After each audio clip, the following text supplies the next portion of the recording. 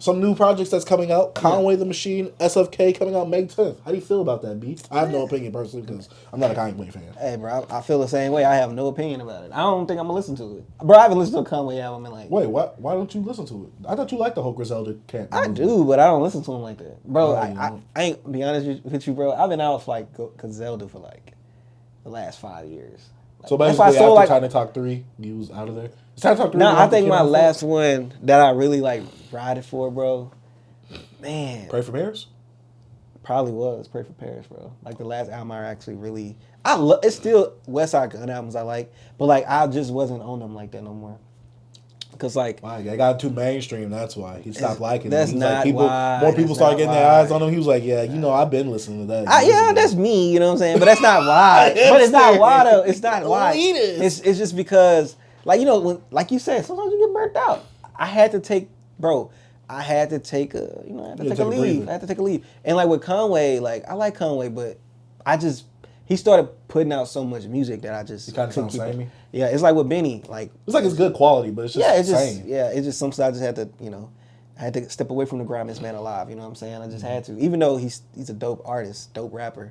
So I might check out the album, I might not. I'm just not hyped for it. Okay. So. Next album we got is Lucky Daye Algorithm coming out June 2024. Me personally, I have really no opinion because I haven't heard more Lucky Daye, but from his last project, I want to see where this goes. Yeah. I'm really curious to see where his album is going to go and if he's going to go into a certain thematic or concept in this album itself, especially with the title Algorithm. Yeah. And he's vocally, he's all right. He's cool for right cool. now. I haven't really heard him do his best type thing ever. Yeah. So, like I said, I'm very curious to see what Lucky Daye will do on here. I'm very open to see what he does on this album. I'm going to check it out, but I'm going to say before you listen to his first album. Yeah, I'm going to go back. I'm going to definitely go back before it's up to you if you want to listen to the deluxe edition, because he has a deluxe edition as well of the Painted. I think it's called Painted.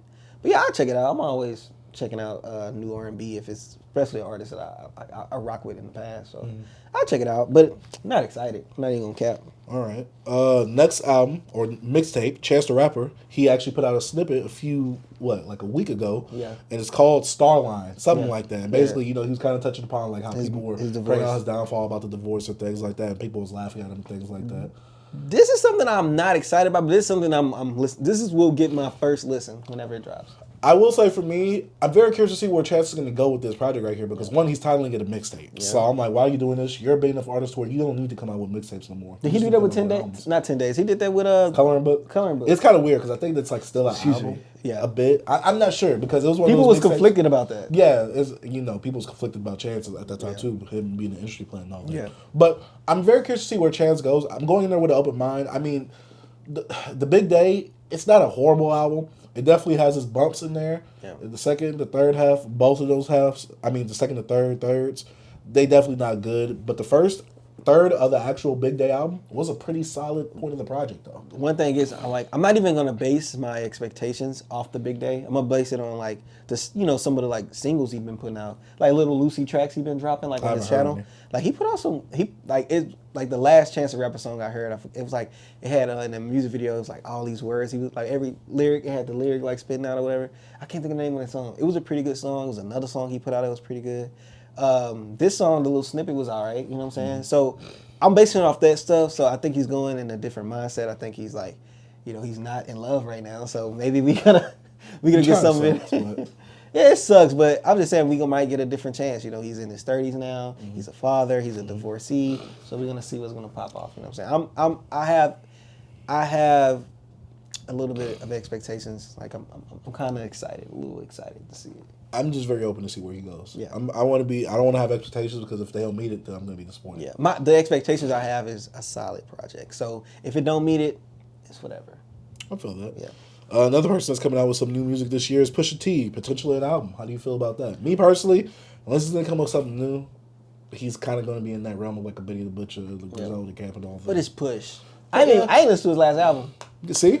But like, I'm just saying, like, you haven't proved the point. But not really, because I've never been a Pusha fan like that. Mm-hmm. I like Clips.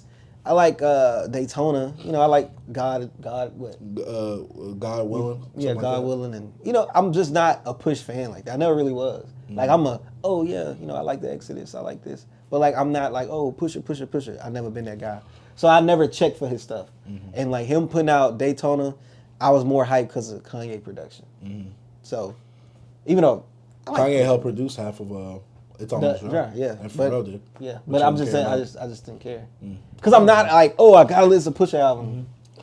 I'm gonna listen to it definitely. I don't want to hear you dissing Drake. That's the conversation you and PK was having. Yeah. But yeah, I mean, Pusha's gonna come out with it. I'm not gonna be super hyped for it. I'm gonna give it a first listen when it comes out. But besides that, I don't think this is gonna be an album that I'm probably gonna give multiple listens to, unless he's really coming out the gate with something on this project right here. And the last person coming out with a new project this year. No, don't do that. Don't do that. He's a goat. He's a goat. See this guy right here? I don't think he want to say it on camera, but I'm gonna say it. He's racist. I'm not racist. It's just that the white rappers that we've talked about on here haven't really done great things. Oh my god. Well, I can acknowledge that Eminem, who is coming out with a new album, The Death of Slim Shady, summer 2024. Eminem is a great rapper. I'm never gonna take that away from him. Very good. Technical skill, amazing. Songwriting, a bit questionable. Early Eminem songwriting is amazing. Questionable. And the songwriting, I don't care. I will die on this, bro. Why people don't like Relapse? I love that album. Bro. Which one was that one? The one with the cover with like the red. Yeah. I think that's the one. I think that's my favorite Eminem album. I love that album. Out of all the albums, that's my favorite one. Bro, me and Mario used to jam that album, bro, all the time. Is that the one with Crack a Bottle? Bro, he had the accent, bro. That album is fire. He has some souls. Bro, I love that album. But what's so dope is I wish I had her name. But a chick on Twitter actually actually gave out this concept like a few years back that he should do like a Death of Slim Shady album. And like that's so crazy.